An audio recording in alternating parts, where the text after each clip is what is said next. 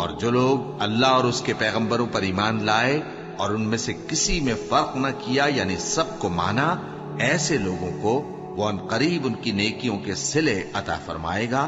اور اللہ بخشنے والا ہے، بڑا مہربان ہے۔ اے پیغمبر، اہل کتاب تم سے درخواست کرتے ہیں کہ تم ان پر ایک لکھی ہوئی کتاب آسمان سے اتار لاؤ،